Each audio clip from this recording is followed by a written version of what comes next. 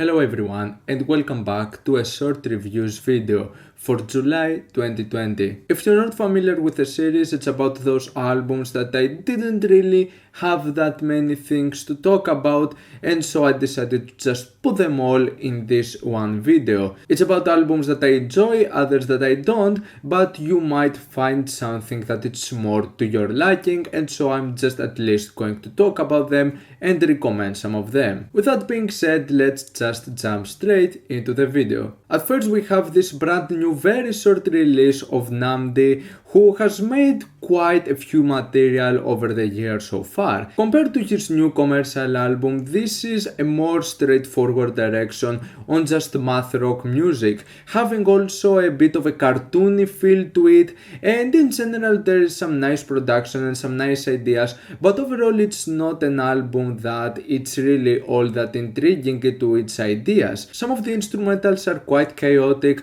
but overall there's not really that much to say about this very short project. This is another one of those Machine Gun releases that go into the more straightforward old school breakbeat sound, and I wouldn't say that I was that much of a huge fan of some of the stuff that he did in this sort of era and this genre of music, and I wouldn't say that this release in particular is something really all that special. If you are familiar with the sound of Phurpa, then you pretty much know what to expect on this album. You have your usual sound of Tibetan throat singing and ritual ambient. If you are familiar with this sound, then this album doesn't really provide something that much new, and there's not something that particularly shines out of this project. It has two tracks that go for 21 minutes long each, and I find the first one to be kind of average. The second one has a bit of a more variation.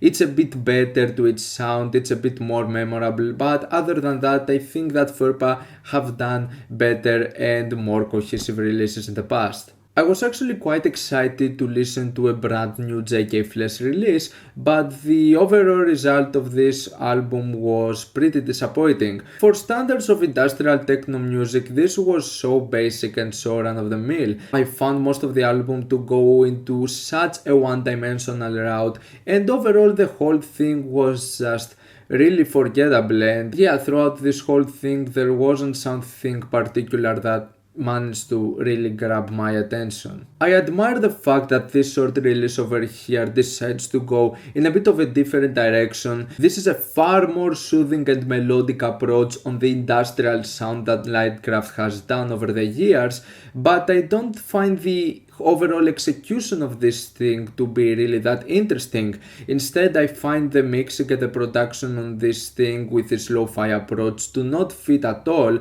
so I find the sound of this thing to be really weak, and even if there were some intriguing ideas and some nice melodies, overall I found this EP to be really boring and really unflattering, even though I like the approach.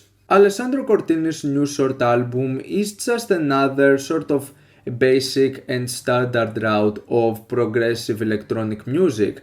I like the ambience of this thing, some of the synths are quite nice to the ear, but overall I find this to be a sort of boring and just quite standard album for the genre for the most part. Spore is finally back with a new EP, and as far as I was really excited to listen to a new project from one of my favorite artists on drum and bass, I don't find this to be one of the greatest works she has done recently. The only great highlight out of this EP was the track Your Mind Is Like This Water, which goes to a more old school sound of drum and bass, fusing elements of traditional Chinese samurai music, and it's a sound that has done perfectly back in the day with Photek, and I think that the approach that Spore took with this sort of sound makes for a fascinating result. Other than that though, the rest of this EP just offers some quite commercial and really forgettable elements of drum and bass music.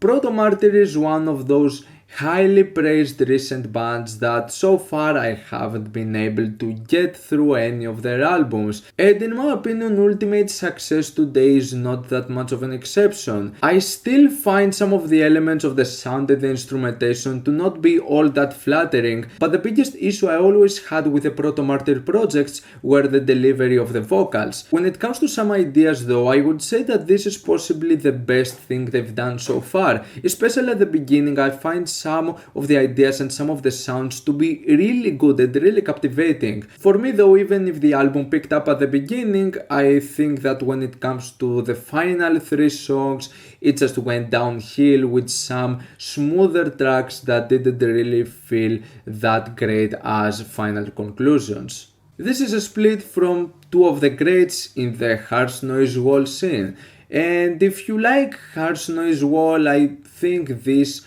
might be to your liking. I find some of the textures and the sounds on both fronts to be really intriguing in certain ways, but overall I find the 25-minute tracks from both of those artists just to be standard harsh noise wall for the most part, but I like some of the sounds presented in this whole project. Another month, another metal release that I can't really get into. Now Imperial Triumphant definitely have a very intriguing and very unique sound in the terms of technical death metal music, fusing elements of avant-garde black metal and also avant-garde jazz with some of the tracks. Even if the album started really weak in my opinion, I feel that it picks up towards the middle with tracks like Atomic Age and Transmission to Mercury, mainly because they're definitely the most unique and the most intriguing tracks out of this entire album. Overall, I find the production and the sound once again